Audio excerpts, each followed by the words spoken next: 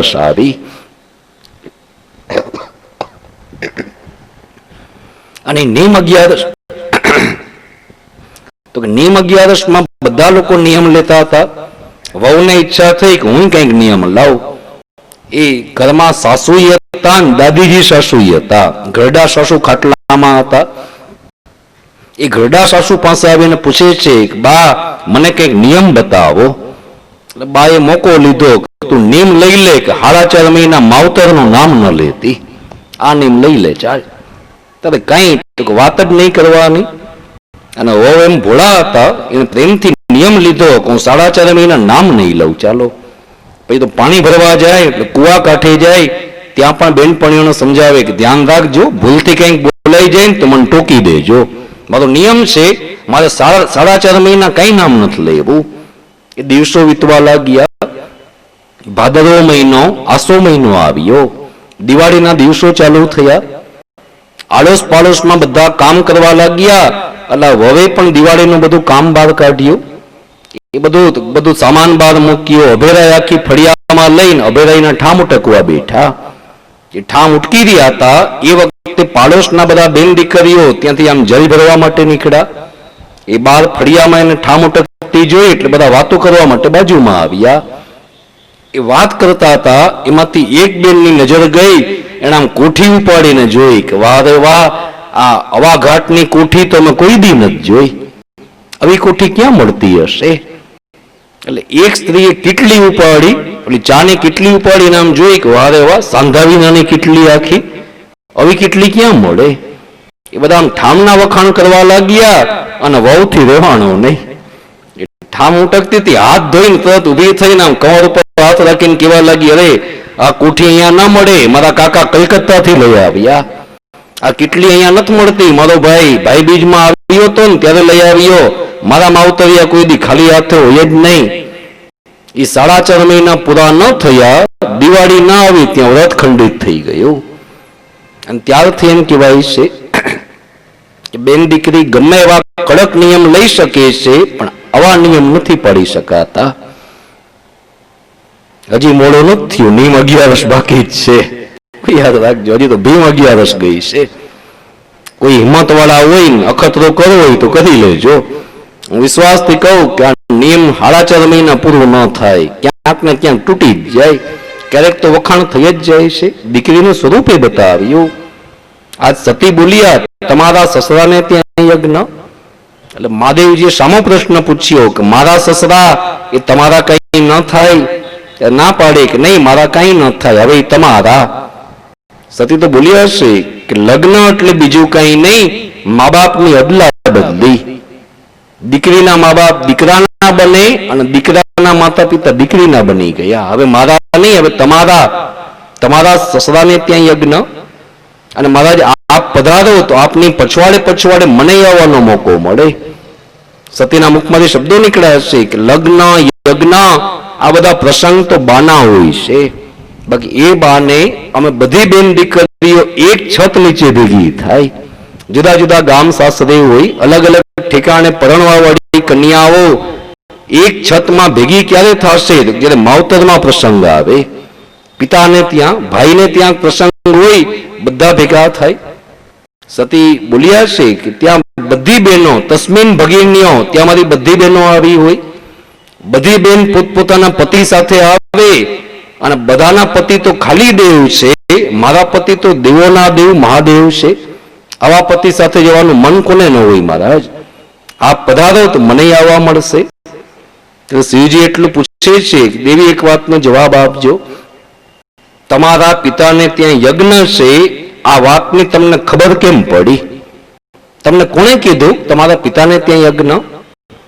અત્યાર સુધી સતી મર્યાદામાં હતા, પણ આખિર તો દીકરી હતા. એક બાબતમાં વખાણ થઈ ગયા અને બોલ્યા છે કે મહારાજ મારા પિતાને ત્યાંથી 3 તો નિમંત્રણ નીકળી ગયા, કંકોત્રી નીકળી ગઈ, આગ્રહના કાગળ નીકળ્યા અને રબદુ તેડા પણ આવ્યા. એટલે શિવજી હસીને કહે છે કે 3 માંથી એકય નિમંત્રણ આપણા ઘરમાં આવ્યું? કંકોત્રી આવી, કાગળ આવ્યા છે? ત્યારે સતીના મનમાં વિચાર થયો કે ભાઈ કાગળ કે કંકોત્રી આવશે એ મારા નામથી નહીં, મારા પતિના નામથી આવે. એ પૂછે છે એનો મતલબ હજી કાગળ નથી આવ્યો, કંકોત્રી નથી આવી. સતી બોલ્યા કે ઠીક, હવે ખબર પડી તમે આમ ઢીલા થઈને શું કામ બેઠા? કાગળ નથી, કંકોત્રી નથી એટલે? મહારાજ, ધર્મશાસ્ત્ર તો બધા તમે મને ભણાવ્યા, ધર્મશાસ્ત્રનું જ્ઞાન તમારી પાસેથી પ્રાપ્ત કર્યું છે. શિવ અને ભવાની આ પતિ પત્ની કેવા છે? તો યાદ રાખજો કે પતિ પત્નીમાં ઉત્તમ સ્થાન ઉપર એ લોકો બેઠા. એનું કારણ એ છે કે બેયનું જીવન એટલું ઉત્તમ બતાવ્યું. કોઈ એવું શાસ્ત્ર નથી કે જે મહાદેવજી પોતાની પત્નીને વર્ણન ન કરતા હોય. શિવજી તો શિવજી બધી વાત પત્નીના બાજુમાં બેસાડીને કહે. આ તો હું બારગામ છું, પણ ગામમાં અમારે જામનગરમાં કથા ચાલતી હોય, ઘરે જાય અને ઘરે જઈ અને ઘરવાળાને કંઈક શાસ્ત્રની વાત કહીએ, પછી ઘણી વાર મારી સામે જઈને મને પૂછે, મને કે થાકતા નથી? 3 કલાક બોલીને આવો છો અને ઘરે આવીને પછી અમારી સામે કથા ચાલુ કરી દો. પછી હું સમજાવું કે ભાઈ હું ગામની ઉપદેશ આપું છું અને એટલા માટે તારી આગળ વાત કરું કે પતિ પત્ની વચ્ચે સત્સંગ થવો જોઈએ. ગામના ગમે એટલાની વચ્ચે બેસીને સત્સંગ કરતા હોય, પણ ઘરે જઈ પત્ની અને બાળકોની વચ્ચે બેસીને ભલે 2 મિનિટ સત્સંગ કરો એ સૌથી ઉત્તમ. ઘરમાં બેસીને તમે ઘરમાં બધા પરિવારના સભ્યો ભેગા થાવ અને ભલે જાજી વાર નહીં, 5 થી 10 જ મિનિટ કંઈક ભગવાનની વાત કરો, પ્રભુની કંઈક વાત કરો. આ તો કા ઉત્તમ સત્સંગ ગણવામાં આવ્યો. શિવજી એટલે ઉત્તમ કહેવાના, બધા દેવ ખાલી દેવ, આ એક જ વ્યક્તિ મહાદેવ કહેવાય છે. એનું કારણ જ એ બતાવ્યું કે કોઈ એવું શાસ્ત્ર નથી જે શિવજી પોતાની પત્ની આગળ વર્ણન ન કરતા હોય. ભાગવતની કથા આપણે શું કામ સાંભળીએ છીએ? આ તો પાર્વતીએ જીદ કરી કે મને કથા સંભળાવો. મહાદેવજી કથા વાંચતા વાંચતા આંખ બંધ કરીને સમાધિમાં બેસી ગયા. પાર્વતીમાં જોલું આવી ગયું અને ડાળીએ બેઠેલા સુખદેવજીએ સાંભળી લીધી. બાકી જોઈ પાર્વતીએ હઠ ન કરી હોત તો મહાદેવજીના મુખમાંથી આ ભાગવતી લીલા ન નીકળે. જો શિવજી ન બોલે તો ત્યાં બેઠા બેઠા સુખદેવ ન સાંભળે, સુખદેવજી ન સાંભળે તો એના મુખમાંથી કથા ન નીકળે. અને સુખદેવજી જો કથા ન વાંચી હોત તો આ તમે ને હું આમ સામસામાં ભેગા ન હોત, અહીંયા બેઠા ન હોત. તો શાસ્ત્ર કહે છે કે આ એવા પતિ પત્ની કે દરેક શાસ્ત્રનું જ્ઞાન અંદરો અંદર વેચી રહ્યા છે. પતિના સ્વરૂપ 2 રીતથી બતાવવામાં આવ્યા છે.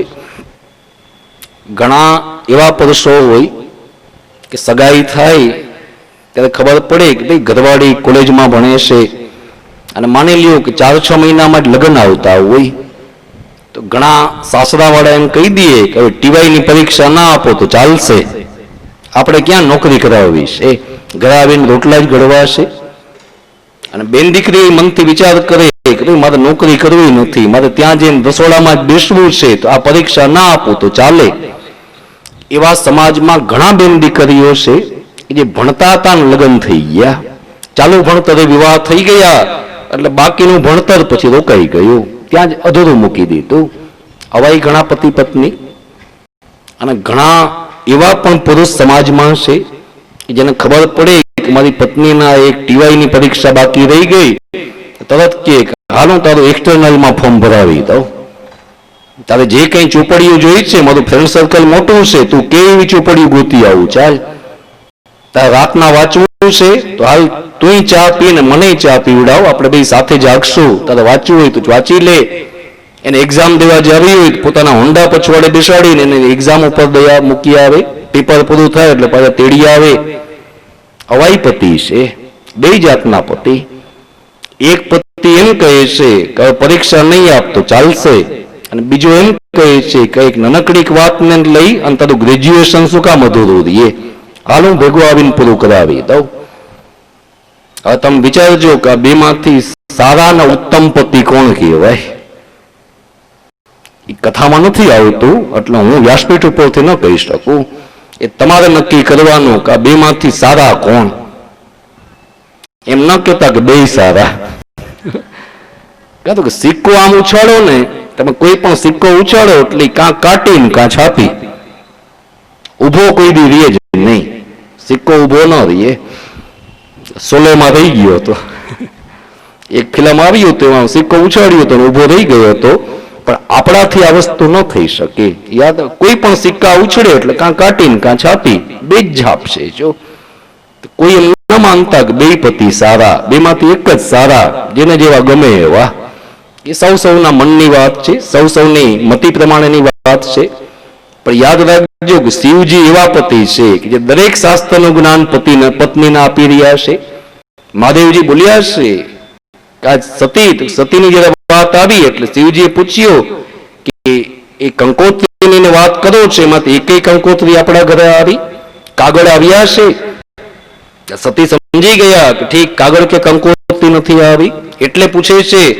એટલે સતી તરત બોલ્યા, ઠીક, હવે ખબર પડી તમે ઢીલા કેમ પડ્યા.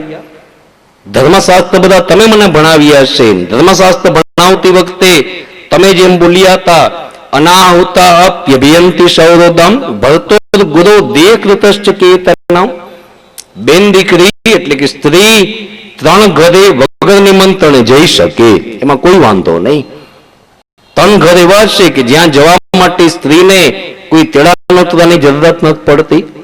એ 3 ઘર ક્યાં તે લખ્યું છે કે એક તો પિતાનું ઘર, સાસરામાં હો અને તેની માવતર આટો દેવા જવું છે, ભાઈ કે પિતાને ત્યાં જવા માટે કોઈ નિમંત્રણની રાહ જોવામાં નથી આવતી. એ જ રીતથી માવતરમાંથી પાછું સાસરે જવું છે, ત્યાંય કોઈ તેડાનોતરાની રાહ ન જોવી પડે, મન પડે ત્યારે ત્યાં જઈ શકાય. પતિ, પિતા અને ત્રીજા પરમેશ્વર પ્રભુ ભગવાનના ઉંબરે દર્શન કરવા માટે કોઈને તેડાનોતરાની આવશ્યકતા નથી. લોકોને ખબર પડે કે અહીંયા આ વસ્તુ છે અને આપોઆપ દોડતા દોડતા આવે. આ તો ઈશ્વરનો આંગણો કે ત્યાં જવા માટે કોઈને તેડાનોતરાની જરૂરત નથી. આપણને ખબર પડી કે આજ જન્માષ્ટમી છે એટલે તરત દર્શનમાં આવ્યા, આજ રામનવમી છે એટલે આપોઆપ દર્શનમાં આવ્યા, આજ ફલાણો દિવસ આવ્યો એટલે આપોઆપ દર્શનમાં આવ્યા. કોઈના ઘરે કાગળ નથી આવતા, આ તારીખે દર્શન ખુલશે ને આવી રીતથી આવજો, એવી કોઈ વાત નહીં. ઈશ્વરના આંગણે આપણે સામેથી પહોંચીએ. આ સતી પણ બોલ્યા છે કે મહારાજ આ 3 ઘર એવા છે જ્યાં વગર નિમંત્રણ જઈ શકાય. આપ જ બોલ્યા છો. મહાદેવજી આ પાડી કા હું જ બોલ્યો છું, હજી કહું છું કે 3 ઘરે વગર નિમંત્રણે જઈ શકાય, પણ શાસ્ત્રમાં ત્યાં એમ લખ્યું છે કે દીકરી વગર નિમંત્રણે જાય. ભેગો જમાઈ જાય ત્યારે ના પાડી કે ના, જમાઈને આવી છૂટ નથી આપી. જમાઈને તો આવી કોઈ છૂટ ના આપી કા એ ભેગું ચાલ્યો જાય. જમાઈ માટે તો લખ્યું છે કે ભાઈ એ તો જમાઈ છે. આપણે ત્યાં સંસ્કૃતમાં જમાઈ માટે એમ લખવામાં આવ્યું કે જામાતા તો 10મો ગ્રહ. એ કોણ છે તો કે 10મો ગ્રહ. 9 ગ્રહ નડતા હોય તેને સીધા કરવા સહેલા છે. વીટી પહેરો, જપ કરો એટલે સીધા થાય. મહાદેવજી બોલ્યા કે 10મો ગ્રહ ગજબનો છે, પણ એટલું યાદ રાખજો દેવી કે મેં કોઈ દિવસ એવું કઈ નથી કર્યું. હંમેશા એ ઘરને મારું ઘર માન્યું. તમારા મા બાપ એને હું મારા મા બાપ માનું છું. પણ તમને ખબર નથી તમારા પિતાએ તો કે આપણને જાણી જોઈને કાગળ કે કંકોત્રી નથી લખી. સતીને એમ છે કે ભૂલાઈ ગયું હશે. મારા પિતાનો વ્યવહાર બહુ મોટો, ઘણી જગ્યાએ કાગળ લખે, અનેક જગ્યાએ કંકોત્રી લખે, એમાં કદાચ ભૂલી ગયા. અને ભૂલી ગયા તો હું દીકરી થોડી મટી જાઉં, આપ જમાઈ થોડા મટી જાઓ, એ ભૂલી ગયા હશે. મહાદેવજી ના પડી, જરાય ભૂલ્યા નથી. તમને ખબર નથી, પણ મારે તમારા પિતા સાથે થોડો ઝઘડો થઈ ગયો. ઝઘડાની વાત કરી એટલે સતી વળી કહે છે કે મહારાજ હું મારા બાપની સૌથી નાની દીકરી, વાલસોઈ દીકરી છું. મને એટલી ખબર છે કે અમસ્તા ઝઘડો કરે એવા તો નથી જ મારા પિતા. એટલે મહાદેવજી પણ બોલ્યા કે અમસ્તા નહીં, મારે ઝઘડો એટલા માટે થયો કે સભામાં એ આવ્યા, બધા ઉભા થયા ને ઉભો ન થયો, એને ગમ્યું નહીં. સતી હસીને કહે છે કે તમારી અવિનવી વાતો હોય, ઉભા થઈ જવાય ને, ઉભા થવામાં કેટલી વાર લાગે. તમે જ્યારે ઘરમાં આવો છો ત્યારે અમે ઉભા થઈ છે. સવારથી સાંજ સુધી ગણવા બેસું ને તો 108 વાર ઊભી થતી હો. મારા પિતા તમારી સામે આવે ત્યારે તમે એકવાર ઉભા ન થાવ. એટલે મહાદેવજી બોલ્યા દેવી મારા પિતા છે, હું 10 વાર ઉભો થઈને માન આપું, પણ આવી રહ્યા હતા ત્યારે એકલા નતા આવતા, માથે અભિમાનના પુતળાને બેસાડીને આવતા હતા. મને ને મારા પ્રભુના અભિમાન સાથે મેળ નથી પડતો. મારા મનમાં તો એમ હતું જ્યારે સભા પૂરી થાય, ઘરમાં આવશે એટલે માફી માંગી લઉં, એને મને મોકો જ ના આપ્યો. ભર સભામાં તમારા પિતા સસરાપણાની મર્યાદા ચૂકી ગયા, હું મારા જમાઈપણાની મર્યાદા નથી ચૂક્યો. એ ઘણું બોલ્યા, હું મારા મોઢામાંથી એક શબ્દ ન બોલ્યો. એટલે સતી એટલું કહે છે કે તમને આવી નાની નાની માથાકૂટું યાદ હોય, મારા પિતા તો ભૂલી જાય, એને કઈ યાદ ન હોય. મહાદેવજી ના પાડે છે કે નહીં, એને બરોબર યાદ છે. એટલે જ કાગળ કે કંકોત્રી ના આપી. કંકોત્રી આવી હોત ને તો અપમાન ભૂલીને પાછો આવી જાઓ. તમે દીકરી છો, હું તમને ના ન પાડી શકું, તમારે જવું હોય તો પ્રેમથી જાઓ, મને આવવાની વાત ન કરતા. સતી મનોમન નક્કી કરે છે કે મારા પતિ ના આવે તો મારે ત્યાં જઈને શું કરવું. એ પણ નથી જવું એમ બોલ્યા અને બહાર નીકળ્યા. જેવા આશ્રમની બહાર નીકળીને આમ આકાશમાં નજર કરી તો બધા દેવતાઓ વિમાનમાં બેસી બેસીને જતા હોય. દેવ પત્નીઓ નવા વસ્ત્ર પહેરીને જઈ રહ્યા હતા અને સતીને ગુસ્સો આવ્યો. જો તો ખરા, મારા બાપ સાથે કઈ લેવા દેવા નથી, જાજી ઓળખાણ નથી, એ બધા નવા કપડા પહેરીને જાય. મારા માવતરમાં પ્રસંગ, હું શું કામ ન જાઉં? જવું છે એ જવું છે એમ બોલીને ઘરમાં આવે અને મહાદેવજીને જુએ તે પાછા ઠંડા પડીને બેસી જાય. શિવજી સમજી ગયા એટલે બોલ્યા છે, અસમંજસમાં પડોમાં એક વાત નક્કી કરો કે યા જવું છે યા નથી જવું. સતી બોલ્યા જવું છે, જવું તો છે. અને જવાની બધી તૈયારીઓ શરૂ કરી. નંદી આ જોયું, નંદી શિવજી પાસે આવીને કહે છે, મહારાજ, માં તો યજ્ઞમાં જવાની વાતો કરે છે. એટલે શિવજીના મુખમાંથી શબ્દો નીકળ્યા, નંદી એટલું યાદ રાખજે કે તારી માં વગર નિમંત્રણે જઈ રહી છે. વગર નિમંત્રણે જાય છે તો હવે પાછી ના આવે, હવે પાછી નથી આવવાની. નંદી હાથ જોડ્યા, મારાથી કઈ ભૂલ થઈ ગઈ, બોલવામાં કઈ ગોટો થયો. શિવજીએ પાછો આમ ગુસ્સા ઉપર કાબુ રાખ્યો છે કે નહીં નંદી, તમારો કોઈ વાંક નથી, પણ એક વાતનો જવાબ આપો. તમને ખબર છે કે મારા લગ્ન ક્યારે થયા હતા, કઈ રીતથી થયા હતા? નંદી આ પડી, મહારાજ મને બરોબર યાદ છે. આમ બધા ભૂત પ્રેત પિશાચ ગણો ખૂબ નાચ્યા હતા, તમારા લગ્નમાં અમે ખૂબ ઠેકડા માર્યા હતા. કૈલાસના એક એક પગથિયા ઉપર અમે દીપમાળાઓ પેટાવી હતી. માર્ગમાં સાથિયા પૂર્યા હતા, અબીલ ગુલાલ છાટ્યા હતા. શિવજી આજ્ઞા કરે છે, જા આજ એક એક પગથિયા ઉપર દીવા પેટાવીને મૂકી દે. આજ એક એક રસ્તા ઉપર સ્વસ્તિક સાથિયા કરજો, અબીલ ગુલાલ પગથિયા ઉપર છાટી દો. એ જેટલા માન સન્માનની સાથે મારા ઘરમાં આવી હતી, આજ મને વિદાય આપતી વખતે એટલું જ માન સન્માન આપું. એ શિવજી છે. એના મુખમાંથી શબ્દો નીકળ્યા, મારી પત્ની મારા ઘરની લક્ષ્મી છે, એને હું જેટલા માનપૂર્વક ઘરમાં લઈ આવું એટલા માનપૂર્વક હું વિદાય પણ આપી શકું. શિવજી જે કરી શક્યા એ જગતના બીજા પુરુષોમાં હિંમત નથી કે આવું કામ કરી શકે. જરા વિચારજો કે લગ્ન થતા હોય ને ત્યારે તો બધા એમ કહે બેન્ડવાજા વગડાવો, ફટાકડા ફોડો, વિડીયો વાળાને કહો કે વિડીયો ઉતારે, ફોટોગ્રાફરને બોલાવીને કહો ફોટા પાડે. પણ ઘરવાળી વિસામણે જાતી હોય ત્યારે કોઈ એમ ન કહે કે વિડીયો વાળાને બોલાવો. ત્યારે ક્લોઝઅપ સીન લ્યો એટલે ખબર પડે કે તોબડો ફૂલેલું મોઢું કેવું આવે. ત્યારે કોઈ ફોટા નથી પાડતા. હાથી તડાફડી તો હવે ફોડવાની જરૂરત છે, સૂત્રી બોમ્બ હવે ફોડવાની જરૂરત છે, પણ ત્યારે નથી ફૂટતા. આવે ત્યારે ધામધૂમ થાય, સ્ત્રી જાય ત્યારે કોઈને ખબર ન પડે. મહાદેવજી તો એમ બોલ્યા કે લક્ષ્મી છે, માનપૂર્વક ઘરમાં આવે અને એટલા જ માનપૂર્વક તો હું એને વિદાય પણ આપું છું. એ રીતથી આજે નહીં બધી તૈયારીઓ કરી. જાતી વખતે સતી શિવજીને પગે લાગવા આવ્યા એટલે સેવકોએ બહાર જ રોકી દીધા કે માં હવે તમે અંદર ન જઈ શકો. કેમ તો કે મહાદેવજી તો સમાધિમાં બેસી ગયા. અને ઉમરામાં માથું નમાવીને સતી ચાલતા થયા. દક્ષને ખબર પડી કે મારી દીકરી આવી રહી છે. મંડપ વચ્ચે ઉભા થઈને દક્ષ બોલ્યા છે કે ધ્યાન રાખજો, હમણાં થોડી વારમાં મારી દીકરી આવશે. મારે ત્યાં આવેલા તમામ સગા સંબંધી બધા મહેમાનને કહું છું, મેં મારી દીકરીને બોલાવી નથી, મેં એને નિમંત્રણ નથી આપ્યું. એ વગર નિમંત્રણે આવે છે અને વગર નિમંત્રણે આવે છે તો કોઈ એની સાથે વાત કરવાની જરૂરત નથી, કોઈ એને બોલાવવાની જરૂરત નથી. લોકો વિચાર કરવા લાગ્યા કે બાપ ઉઠીને એમ કહે છે કે ન બોલાવતા પછી આપણે બોલાવવાનું શું કામ? દુનિયાની રીત છે, જેના ગાડા ઉપર બેસશે તો એના ગીત ગાશે. બધા મોઢા ફેરવીને બેસી ગયા. સતી મલકતા મલકતા મંડપમાં આવ્યા. પિતા સામે જોયું તો પિતા પણ આડું જોઈને બેસી ગયા. સતીને વિચાર થયો, કઈ વાંધો નહીં, બાપ છે, થોડી વાર ગુસ્સો ભલે કરતા, હું તો જ્યાં મારી માં બેઠી હશે, મારા બધા બહેનો બેઠા હોય એની વચ્ચે જઈને બેસી જાઓ. અને જ્યાં બધા બેન દીકરીઓ મંડપમાં બેઠા હતા એ તરફ જવા લાગ્યા. બધી બેન સતીને આવતા જોયા એટલે બધા વાંસો ફરી ગયા, બધા પીઠ ફેરવીને બેસી ગયા. બીજા બધા બહેનોએ તો મોઢું ફેરવી લીધું, પણ પ્રસૂતિ એ તો માં હતા, એનાથી સહન ન થયું, ઉભા થયા. બોલવાની મના હતી, પતિએ ના પાડી હતી કે વાત ન કરતા. એ બોલી ન શક્યા, પણ આંખમાં જળજળિયા આવી ગયા. જે આસન ઉપર બેઠા હતા એમ આસન લઈને ઉભા થયા.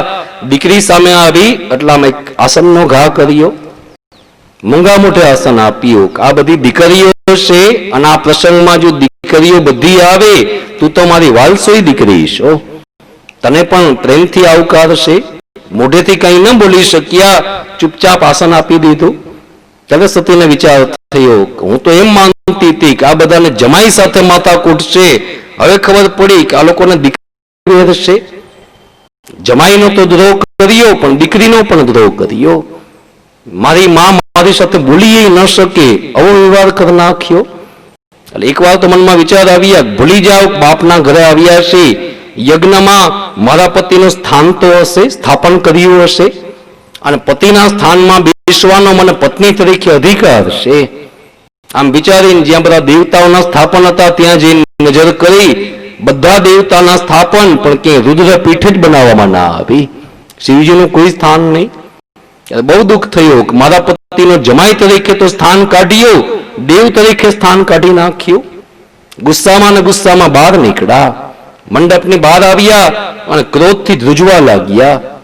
નંદી સમજી ગયા. નંદી બોલ્યા છે કે તમારાથી સહન ન થતું હોય તો એક કામ કરો, મારા ઉપર બેસી જાઓ, હું તમને કૈલાસ ઉપર લઈ જાઉં. ત્યારે વિચાર આવ્યો કે હું કૈલાસમાં કેમ જાઉં, હું જ બોલી હતી કે વગર નિમંત્રણે જઈ શકાય, પણ મારા માટે બે ઘર તો બંધ થઈ ગયા, બે ઘર બંધ થયા. હવે એક પરમેશ્વરનું જ ઘર છે. અને વચ્ચે પાછા મંડપમાં આવ્યા, હાથથી સંકેત આપ્યો, તિષ્ઠામ, બધા રોકાઈ જાઓ. બધાની આહુતિ રોકાઈ ગઈ, મંત્ર વેદતા બ્રાહ્મણોના મંત્ર રોકાઈ ગયા. અને ત્યારે સતી એટલું બોલ્યા છે કે પિતા, તમે મારા પતિના સ્વરૂપને ન સમજી શક્યા, આજ બધાની વચ્ચે ઉભા રહી તમારી સામે આંગળી ચીંધી, અને આ મારા બાપ છે, હું આની દીકરી, આમ ઓળખાણ દેવામાં મને શરમ આવે, સંકોચ થાય છે. તમે એ સ્વરૂપને તો ન સમજી શક્યા, એના નામને ન સમજી શક્યા. યદ્વયક્ષરમ નામ ગિરેણિતમ નૃણામ, બે જ અક્ષર છે શિવ, પણ આ અક્ષરોના અર્થ એ થાય છે કલ્યાણ. જેની જીભના ટેરવા ઉપર આ શબ્દ આવ્યો તો આપોઆપ કલ્યાણ બતાવ્યું. તમે એ સ્વરૂપને ન સમજી શક્યા, તમે આપીને શું આપ્યું તો દીકરીપણાનું શરીર આપ્યું. ચાલો આ દેહ તમને પાછો સોંપું. પદ્માસન વાળીને બેઠા અને શિવજીનું સ્મરણ કરતા કરતા સતીના જમણા પગના અંગૂઠામાંથી અગ્નિ પ્રજ્વલિત થઈ ગયો. એ ક્રોધ હતો એમાંથી અગ્નિને ઉત્પન્ન કરી દીધા અને ભડભડાટ કરતો સતીનો દેહ બળવા લાગ્યો.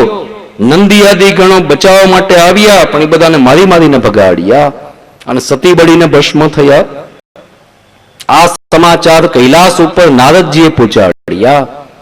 શિવજીએ જરા સમાચાર સાંભળ્યા, મહાદેવજી હાથમાં ડમરું લીધું અને ડમ ડમ ડમ કરીને વગાડવા લાગ્યા.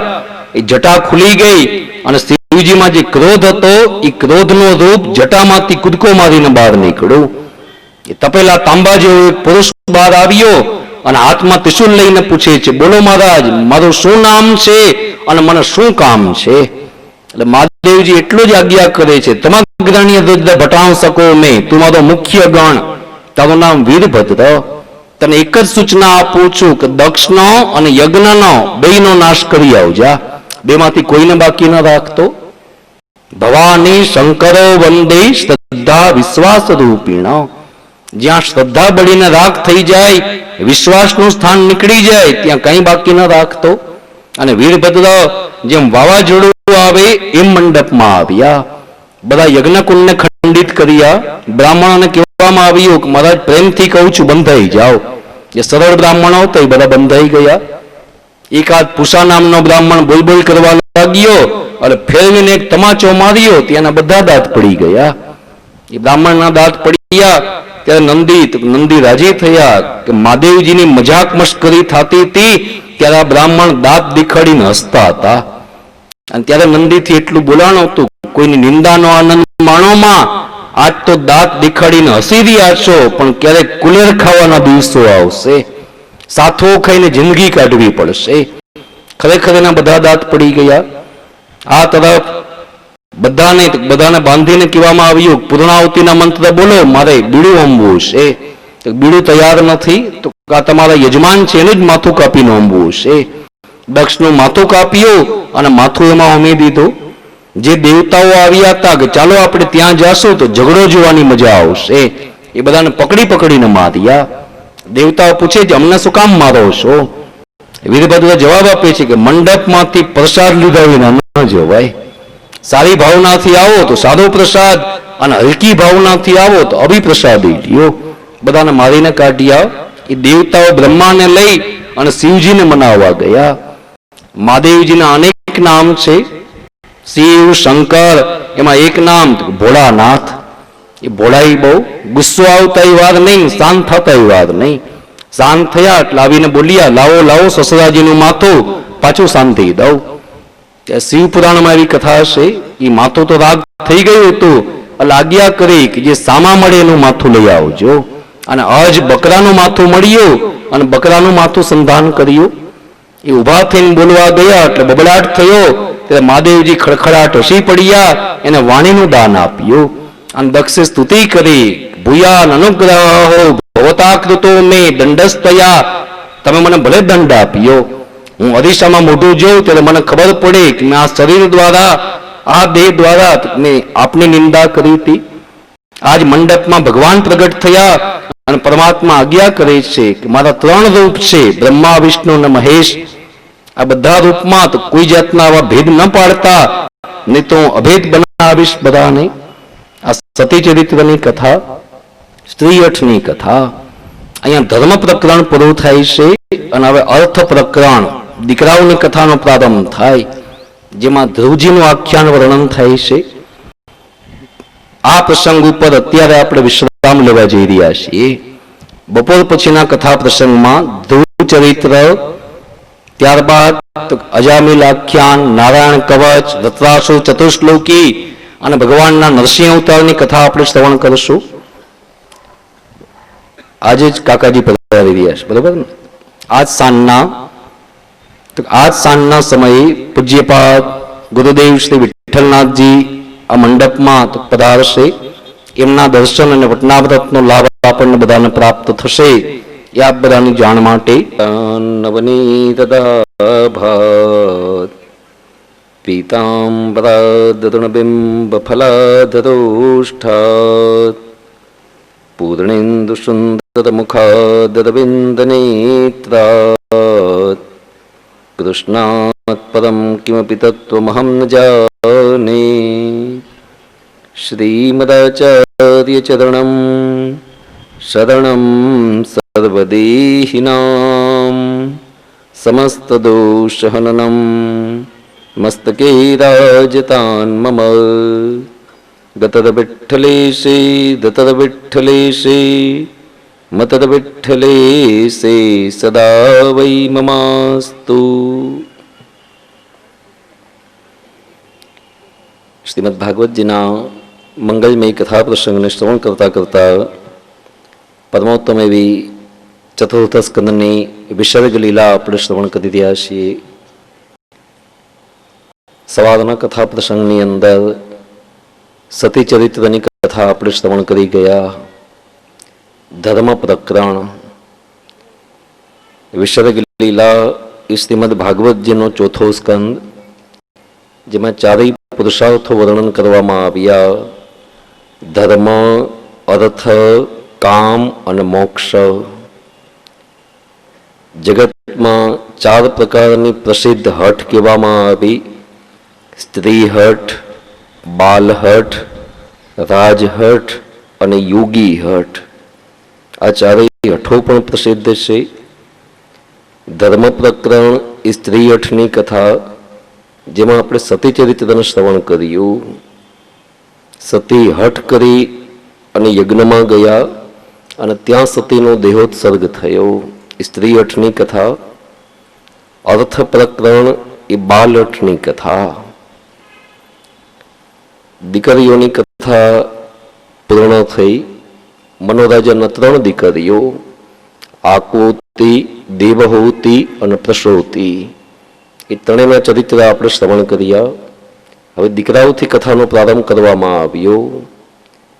જાયે ઉત્તાનપાદસ્ય સુનીતિ સુરુચિસ્તય સુરુચિ પ્રેયસી પત્ની નેત્રા યત સુતો ધ્રુવમ.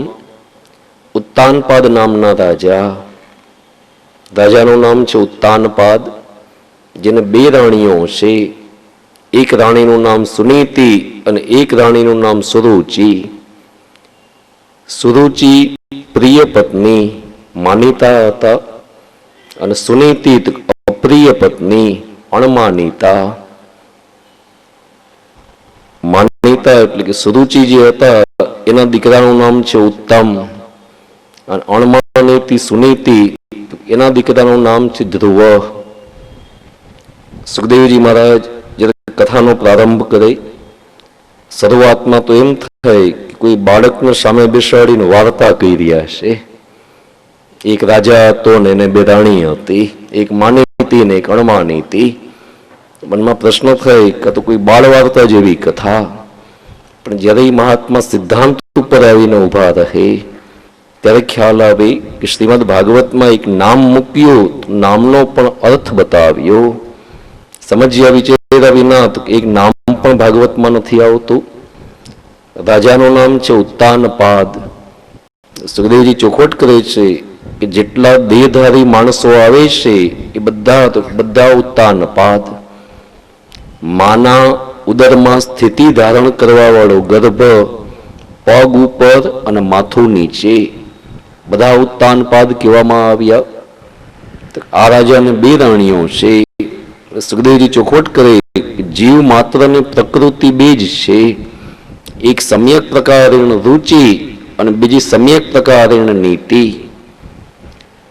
સુરુચિનો અર્થ જે બતાવ્યો કે સુરુચિ એટલે શું, તો કે પોતાની ઈચ્છા મુજબનું જ બધું કરવું, એ સુરુચિ.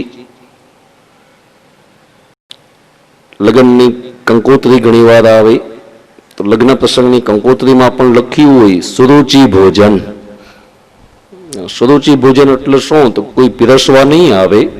તમારી સ્ટોલ ઉપર જઈ અને જે કંઈ ઈચ્છા પડે તો તમે તમારી ઈચ્છા મુજબ લઈ શકો. સુરુચિ. સુરુચિ શબ્દને સુખદેવજી સમજાવે છે કે સારા કપડાં પહેરવા, સાદી જગ્યામાં રહેવું, સાદી જ વસ્તુ ભોગવવી, આ બધું સુરુચિના ફળ છે. અને સુરુચિનું ફળ એટલે કે એનો દીકરો કોણ છે, તો ઉત્તમ. સુરુચિ મુજબ જીવન જીવો એટલે એનું ફળ શું મળે, તો ઉત્તમ. ભોગવતા હોય ત્યાં સુધી બહુ સારું લાગે, ભોગવતી વખતે બહુ ઉત્તમ લાગે. ફ્રીજનું પાણી પીઓ તો ઠંડુ લાગે, મજા આવે. આ સુરુચિનું ફળ. પીતી વખતે ઠંડુ લાગે છે, પણ પીધા પછી પાછું અડધી કલાક થાય એટલે ગળામાં શોષવી પડે. ભોગવતી વખતે બહુ સારું. એસીમાં બેઠા હો ત્યાં સુધી ઠંડક, બહાર ગમે એટલો તાપ હોય પણ કાચ ચડાવીને એસી કરી દો એટલે તમને અંદર જરાય ગરમી ન લાગે. પણ ક્યાં સુધી, તો કે કારનો દરવાજો ખોલીને બહાર પગ ન મૂકો ત્યાં સુધી. બહાર આવો એટલે પાછી ગરમી લાગે. તો આ બધા સુરુચિના ફળ બતાવ્યા કે જ્યાં સુધી વસ્તુને ભોગવતા હોય ત્યાં સુધી બહુ સારું લાગે, પણ ભોગવી લીધા પછી કોઈ ફળ નહીં. જ્યારે સુનીતિનું ફળ ધ્રુવ બતાવ્યા. ધ્રુવ એટલે પરમાર્થ. નીતિ ઉપર જો ચાલીએ તો નીતિનું ફળ એ બતાવ્યું છે પરમાર્થ, સુનીતિ. પણ સુનીતિને જીવનમાં પ્રિય બનાવવી મુશ્કેલ બને. આપણે ત્યાં ગુજરાતી ભાષામાં બોલાય છે કે નીતિ ઉપર ચાલવું એ તલવારની ધાર ઉપર ચાલવા જેવી વાત. સુનીતિ ઉપર એટલે કે નીતિના રસ્તે ચાલવું તો શરૂઆતમાં થોડી મુશ્કેલી પડે, થોડો સમય શરૂઆતમાં મુશ્કેલી આવે, પણ આગળ જતા ધ્રુવ પરમાર્થની જ વાત આવે. આ સુનીતિનું ફળ બતાવવામાં આવ્યું. કોઈ દિવસ જે તિલક ન કરતા હોય અને તિલક કરતા થાય, શરૂઆતમાં તો પેલા લોકો એની મશ્કરી કરે, હમણાં ફલાણાના રવાડે ચીવડ્યો છે, આની ભેગો ફરે છે એટલે તિલક કરે છે, જોઈએ કેટલાક દિવસ ચાલશે. એ શરૂઆત મજાક મસ્કરીથી થાય, પણ ધીમે ધીમે લોકો જુએ કે નહીં, આ વ્યક્તિ બરોબર નીતિપૂર્વક જીવન જીવે છે. એક સમય એવો પણ આવે કે આપણે બહાર નીકળીએ તો કોઈ આપણને હાથ જોડીને જય શ્રી કૃષ્ણ કરે. આ તો નીતિનું ફળ બતાવ્યું. સુનીતિના દીકરા ધ્રુવ છે. આ શબ્દોના અર્થ આપણે સમજ્યા. હવે શ્લોકના અર્થથી કથાને આગળ વિચારીએ. એકદા સુરુચિ પુત્રમ અંકમ આરોપ્ય લાલયન ઉત્તમમ નારુરુક્ષંતમ ધ્રુવમ રાજાભ્યનંદત. એક દિવસ ઉત્તાનપાદ રાજા સિંહાસન ઉપર બેઠા હતા, બાજુમાં સુરુચિ મહારાણી, અને એ જ વખતે ઉત્તમ નામનો એ દીકરો દોડતો આવીને પિતાના ખોળામાં બેઠા. ઉત્તમ રાજકુમાર પ્રભુ એ પિતાના ખોળામાં આવીને બેઠા. થોડી વાર થઈને ત્યાંથી ધ્રુવ પસાર થયા. એણે જ્યારે આ દ્રશ્ય જોયું કે મારા મા બાપ, મારા પિતા સિંહાસન ઉપર બેઠા છે અને મારો ભાઈ એના ખોળામાં બેઠો. એટલે બાળકની તો રીત છે કે એક બાળક જેમ કરે એમ બીજો બાળક એ કરવા જાય. ધ્રુવ પણ ઉતાવળા સિંહાસનના પગથિયા ચડવા લાગ્યા.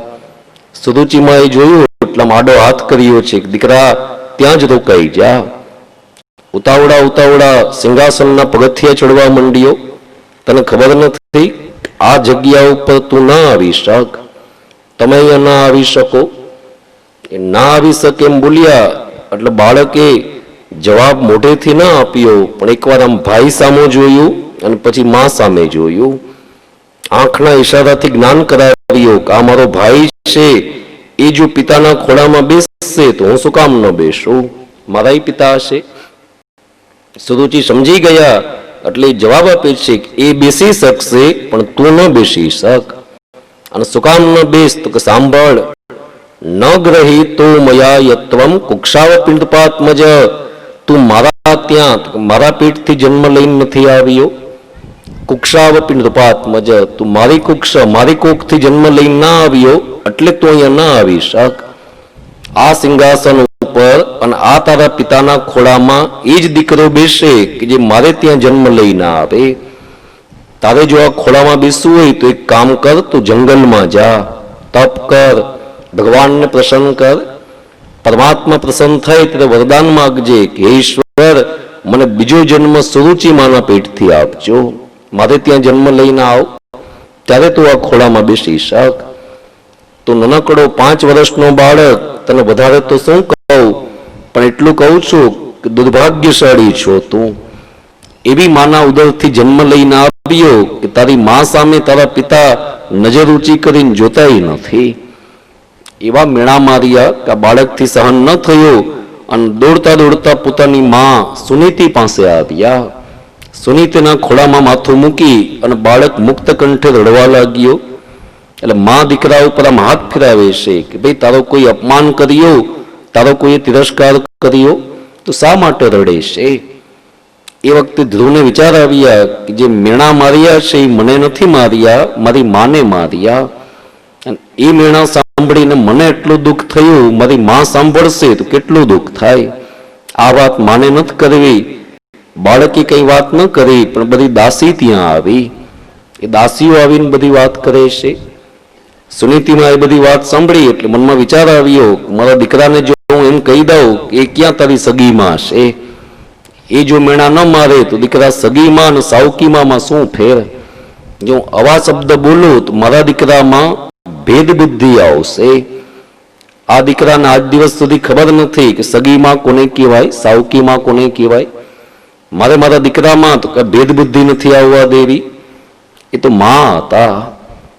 સુનીતિએ મનોમન નક્કી કર્યો કે હું મારા દીકરામાં તો આ ખોટા વિચાર ના આવવા દઉં. આપણે ત્યાં બોલાય છે કે 100 શિક્ષકો ભેગા થઈને જે ન ભણાવી શકે તો એક મા ભણાવી શકે. સંસ્કારની જવાબદારી મા પાસે મૂકી છે. મા અને પિતા બે માટે બાળક બાળક જ છે, પણ શાસ્ત્ર કહે છે કે જગતમાં બહુ ઓછા બાળકો એવા હોય કે જે એમ બોલે કે અમને બાપ પાસેથી સંસ્કાર મળ્યા. બાકી સંસ્કારની જવાબદારી એ જવાબદારી માની બતાવી છે. કુલમ પવિત્રમ જનની કૃતાર્થા. કુળ પવિત્ર ક્યારે બને તો જ્યારે મા ઉત્તમ હોય એટલે આપોઆપ કુળ પવિત્ર બનશે. કુલમ પવિત્રમ જનની કૃતાર્થા. એ કુળની પવિત્રતાનો આધાર જનની મા પાસે બતાવ્યો છે. જેટલા સફળ થયેલા પુરુષો તો એ બધા માના આશીર્વાદથી જ સફળ થયા. આપણે ત્યાં જેટલા ઉત્તમ પુરુષોના નામ લેવાય છે તો એ બધાને તમે જુઓ કે બધા પોતાની મા સાથે જોડાયેલા છે. આપણે બોલીએ છીએ કે ભગવાન શ્રી કૃષ્ણ લાલો કોનો તો જશોદાનો લાલો. નંદ બાબાનો પછી કહેવાનો, પેલા જશોદાનો લાલો. રામ કોના તો કે રામ કૌશલ્યાના. દશરથના તો પછી બતાવ્યા. ગણપતિ માટે બોલાય છે ગૌરી નંદન. શિવસુનો પછી પેલા ગૌરી પુત્ર છે. આ બધા જેટલા ઉત્તમ સ્વરૂપોને આપણે વિચારશું તો કે બધા માટે બતાવ્યું છે કે બધા પોતાની માથી જ પ્રખ્યાત થયા. કુલમ પવિત્રમ જનની કૃતાર્થ. એ મા તો બોલ્યા છે કે દીકરા સત્યમ સરુચ્યા ભીતમ ભવાન મેં યદ દુર્ભગાયા ઉદરી ગ્રહિત. એ માએ જે કીધું ને ખોટું નથી કીધું. સત્યમ સરુચ્યા, એ સુરુચિ સાચી છે. યદ દુર્ભગાયા, તને દુર્ભાગ્યશાળી કીધું તો બરોબર છે. તું મારે ત્યાં જન્મ લઈને આવ્યો એટલે તું દુર્ભાગ્યશાળી. એટલે બાળકને નવાઈ લાગે કે માં તું દુર્ભાગ્યશાળી કઈ રીતના, મને દુર્ભાગ્યશાળી શું કામ કીધો એને? એટલે માએ સમજાવ્યો તારે સાંભળવું છે તો સાંભળી લે દીકરા કે સગા સંબંધીની વચમાં તારા પિતા બેઠા હોય અને એ વખતે હું ત્યાંથી પસાર થાવ અને કોઈ અજાણ્યો વ્યક્તિ એમ પૂછે કે તમારા મહારાણી ક્યાં છે, તો મારી સામે આંગળી ચીંધી અને આ મારી પત્ની છે આવી ઓળખાણ દેવામાં પણ તારા પિતાને શરમ આવે, સંકોચ થાય છે. બાળકે બીજો પ્રશ્ન પૂછ્યો આવું શું કામ થયું? મારા પિતા જાહેરમાં તારી ઓળખાણ શું કામ ના આપે? માથાકૂટ શું છે? ઝઘડાની વાત પૂછી એટલે સુનીતિના મનમાં વિચાર આવ્યો કે 5 વર્ષના બાળકની સામે બે માણસનો ઝઘડો કેમ રજૂ કરવો? બાળકે હઠ કરી કે માં તું જવાબ આપ કે કઈ રીતથી આ બધું બન્યું. એટલે સુનીતિમાએ પોતાના 2 હાથ દીકરાના ગાલ ઉપર રાખ્યા અને બાળકના ગાલ ઉપર હાથ રાખીને બોલ્યા છે કે દીકરા આવું શું કામ એ પૂછવા માટે જ તમે બહુ નાનકડા છો, 5 જ વર્ષના છો. બીજા 11 વર્ષ વિતાવી નાખ, 16 વર્ષનો થા ત્યારે મારી પાસે આવીને પૂછજે કે તારા પિતા સાથે શું માથાકૂટ છે, ત્યારે તને બધા જવાબ આપું. અત્યારે એટલું કહું છું કે સુરુચિએ જે કીધું છે એ કંઈ ખોટું નથી કીધું. તું 5 જ વર્ષનો છો તો તને વધારે તો શું સમજાવું? અત્યારે એટલું સમજી લે કે તું દુર્ભાગ્યશાળી છો. 11 વર્ષ વિતાવીને 16 વર્ષનો થા ત્યારે બધી વાત પૂછજે. આપણા શાસ્ત્રમાં સંતાન માટેની અવસ્થાની સાથે સાથે તો એનો વ્યવહાર બતાવ્યો કે માતા પિતાએ ઘરમાં બાળક ઉપર ધ્યાન દેવું કે ભાઈ બાળક કેવડી ઉંમરનો છે અને એની સાથે મારે કઈ જાતનો વ્યવહાર કરવો. તો ત્યાં લખ્યું છે 5 વર્ષાણી લાલયિત. દીકરા દીકરી 5 વર્ષના થતા હોય તો ત્યાં સુધી એનું લાલન કરો, પાલન કરો. એનાથી કોઈ વસ્તુ તૂટી જાય, ફૂટી જાય તું પણ એને ખીજાવાય નહીં. ગુસ્સો તો જાજો ન કરવો, પણ એ ક્યાં સુધી? 5 જ વર્ષ સુધી. 1 થી 5 વર્ષ ત્યાં સુધી લાલન પાલન. પછી તો એ જ શાસ્ત્ર લખે છે કે 10 વર્ષાણી તાડયિત. 5 થી 15 આ 10 વર્ષ એવા છે કે જેમાં બાળક ઉપર બહુ ધ્યાન દેવું પડે. કદાચ એનો કોઈ એવો વાંક આવે તો થોડી શિક્ષા પણ થઈ શકે. 5 થી 15 વર્ષના એ 10 વર્ષ કે જેમાં માતા પિતાએ પૂરેપૂરું ધ્યાન દેવું પડે કે મારું બાળક કેવા મિત્રો સાથે ફરે છે, કેવું સાહિત્ય વાંચે, કેવી રમત રમે, કેવી વાતો કરે છે, દરેક બાબતમાં ધ્યાન દેવાની વાત.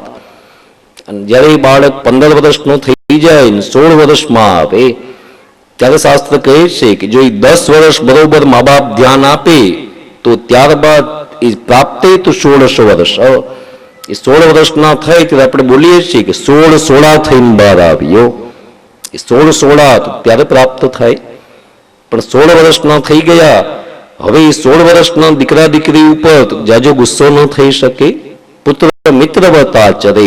એ 16 વર્ષ પછી તો બે મિત્રોની જેમ સાથે રહેવાની વાત.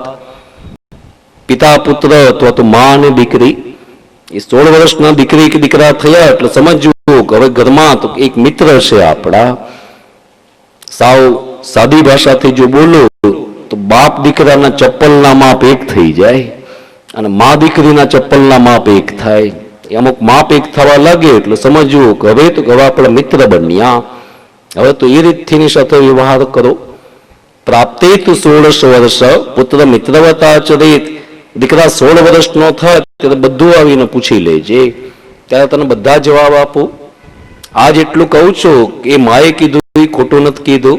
એટલે બાળક કહે છે પણ માં એ તો એમ કહે છે કે હું જંગલમાં જાઉં, તપ કરો અને ભગવાનને પ્રસન્ન કરું.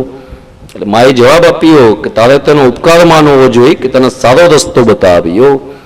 જંગલમાં જા ને તપ કર તો એમાં તો તારું ભલું થશે. એટલે બાળક કહે છે કે જો માં તપ કરવાથી મારું ભલું હોય તો મને રજા આપ, હું તપ કરવા જાઉં. ત્યારે માએ તરત જવાબ આપ્યો કે દીકરા રસ્તો મેં નથી બતાવ્યો, રસ્તો ઓલી સુરુચિ માએ બતાવ્યો. તારે આશીર્વાદ લેવાશે તો મારા નહીં, એકવાર એ માને જઈ વંદન કર અને એના આશીર્વાદ લે. એટલે બાળક